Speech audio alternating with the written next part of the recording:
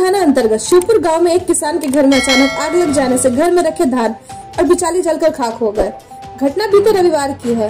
वही गनीमत रही कि पड़ोसी को समय पर आग लगने की घटना की जानकारी देने पर सभी ने मिलकर आग को बुझाया और आग का नियंत्रण पा लिया, अन्यथा बड़ी दुर्घटना हो सकती थी। जानकारी के मुताबिक शिवपुर गांव निवासी मोहम्मद खान के घर में रविवार देर रात को अचानक लगी आग, जिसके घर में बरामदा में रखा था धान एवं बिचाली पूरी तरह से खाक हो गया। वहीं घर वालों की तत्परता से आग लगक को पानी बुझाकर नियंत्रित किया गया, जिस घर के मवेशी जलने से बच गए। स्थानीय 3 नंबर वार्ड के पार्षद अब्दुल हौस ने बताया कि आग लगी की घटना में गरीब किसान का लगभग 40,000 का धन वो बिचाली जलकर खाक हो गया। उन्होंने कहा कि आग पर सही समय पर नियंत्रण नहीं किया जाने पर कोई बड़ी दुर्घटना घट सकती थी। उन्होंने कहा कि देर रात हुई आग लगी की घटना में गरीब किसान के आर्थिक क्षति पहुंचती है और पूरे साल भर की सारी मेहनत जल के राख हो गई, जो काफी दुखद घटना है। ऐसी अपडेट्स के लिए बने रहिए हमारे साथ।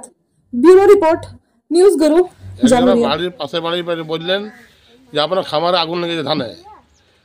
রাত্রে আমার বাড়িতে শুয়েছিলাম, উঠে দেখছি ধুঁধু ধুঁধু করে আগুন জ্বলছে।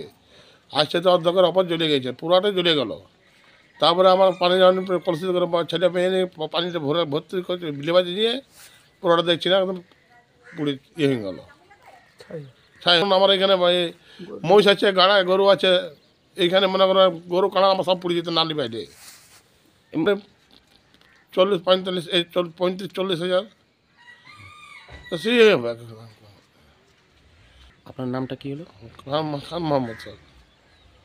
গতকাল রাত্রি 10টা নাগাদ বাড়ির লোকের বক্তব্য যেটা, যে আমরা বাড়িতে ছিলাম, একজন পাশের একটা ছেলে চিৎকার করছে যে তোমাদের খামারে ধানে আগুন লেগেছে।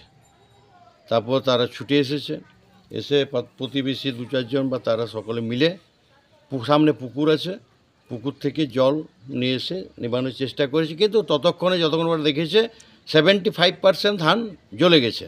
নেবাতে 100% মানে পুরোপুরি জ্বলে গেছে, যেটা মানে এই ধানটা খাওয়ার অযোগ্য। এই ধানটা কোনোরকম মানুষ চাল করে খেতে পারবে না। খুব গরিব মানুষ এরা, গত বছর চাষ হয়নি, এই বছর কষ্ট করে চাষ করেছিল, কিন্তু ফসলটা ঠিকমতো এরা পেল না। যার জন্য আজকে এই পরিবার, খুব গরিব পরিবারেদের ক্ষয়ক্ষতি ভালোই হয়েছে, মোটামুটি 30-35 হাজার টাকা। এবং এই ইয়ের যদি ঠিক মতো সময় না দেখলে পাশে এখানে মোষ বাঁধা থাকে, এই গোয়ালে এই যে তিরপল দিয়ে যে আড় করা আছে, এটা লেগে গেলে আরও বড় ক্ষয়ক্ষতি হতে পারত।